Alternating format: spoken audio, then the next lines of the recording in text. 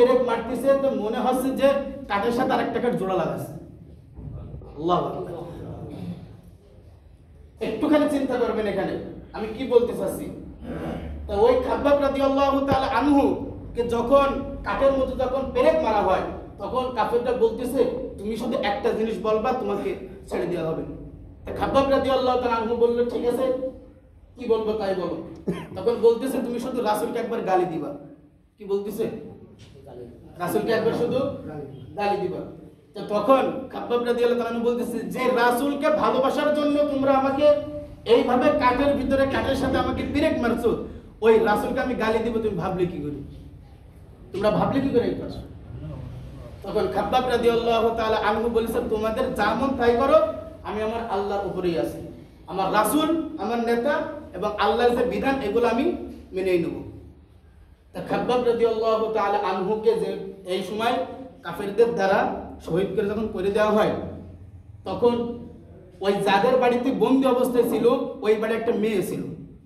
তা ওই মেয়েকে জিজ্ঞাসা ওই মেয়ে বলতেছিল যে ইনি তো এতদিন কিছু খায়নি তা কি খেয়ে বেঁচে ছিল। তো তখন ওই মেয়ে উত্তর দেয় যে আমি জানালার ফাঁক দিয়ে দেখতাম তিনি যখন ঘরে থাকতেন তিনার মাথার উপরে আঙ্গুরের ঝোড়া থাকতো। কি থাকতো? আঙ্গুরের ঝোড়া, অর্থাৎ দোকানের টানানো থাকে না আঙ্গুরের ঝুলকির মতো, ওইভাবে থাকতো। তিনি আল্লাহু আকবার বলতেন আর খাইতেন। তো তখন ওই নারী যখন ওইটা যখন বর্ণনা করলেন তখন বললে আসলে আমাদের এটা অন্যায় হয়েছে এই জন্যই যে তাকে খানা পিনা তো করতে দেওয়া ভালো ছিল। আমার মেসেজ এইটাই বলার উদ্দেশ্য যে ঈমান তাকে কাঠের সাথে যখন পেরেক মারা হচ্ছে তারপরেও তিনি কি বলতেছেন আমার আল্লাহ এক, আমার রাসূল আমার নেতা, আমি এই ধর্ম ছাড়বো না। কিন্তু আমার আপনার সমাজের ভিতরে একটু হাঁটাহাঁটি করি, একটু কথোপকথন করি, দেখেন কেমন লাগে। তখন আমি আপনি খারাপ হয়ে যাওয়ার চিন্তা ফিকিরে তার সামনে হকের কথা বলা আসছে না। আজকে আমি আমার মেয়েকে জন্ম দিলাম, সন্তানকে জন্ম দিলাম, এই মেয়ে বেপরদায় ঘুরে বেড়াচ্ছে, অন্য নারীর অন্য ছেলের সাথে আসক্ত হয়ে যাচ্ছে। এই নারী রাস্তাঘাট দিয়ে হেঁটে বেড়াচ্ছে, আবার মনের ভিতরে কিছু কিছু, আমার কথা কেউ মাইন্ড করবেন না, কিছু কিছু পিতামাতারা এমন আছে যে আমার মেয়েকে মানুষ দেখে প্রশংসা করবে এটা আমি চাই। কি আছে না বলেন? আমার মেয়ের সৌন্দর্য সম্পর্কে সে মানুষের সামনে বলা বলি করবে, পাড়ার বিটি মানুষের সাথে বলা বলি করবে, এটা আমি চাই। এমনও আছে।